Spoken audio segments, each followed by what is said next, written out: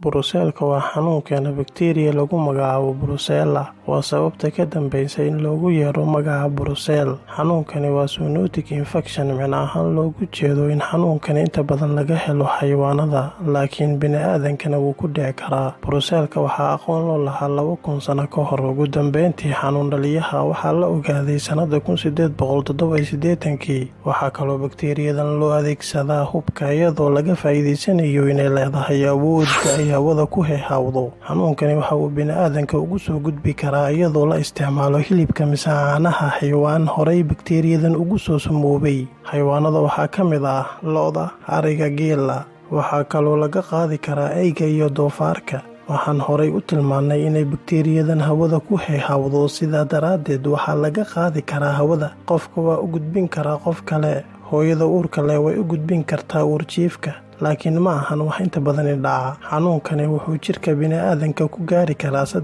qaab: inuu dalooliyo maqaarka, inuu hawada raaco, inta badan ma ahan wax dhaca, inuu cunnada raaco sida caanaha mise hilibka aan si fiican loo karin. Bakteeriyada keenta Brucellka waxay leedahay noocyo kala duwan, lagana heli karo xayawaano kala duwan. Noocyada waxaa ka mid ah Brucellka militensis. Noocani waxaa laga helaa idaha iyo rida, waa kan ugu badan bini'aadamka ku keena Brucellka. Brucellka suis infection-ka noocani waxaa laga helaa doofaarada, waa kan ugu badan laga helo dadka cun ahaan u qaata doofaarka.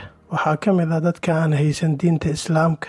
Brucella canis waxaa laga qaadaa eyga, wuxuu ku badan yahay bartamaha, koonfurta iyo waqooyiga Ameerika. Brucella abortus waa nooca laga qaado lo'da. Calaamadaha hore ee Brucellka yeelanayo waxay la mid yihiin kuwa hargabka. Cunno la'aan, waxaa hoos u dhaca rabitaanka cunnada, qarqaryo, qandho, daal, madax xanuun, dhabar xanuun, calool xanuun.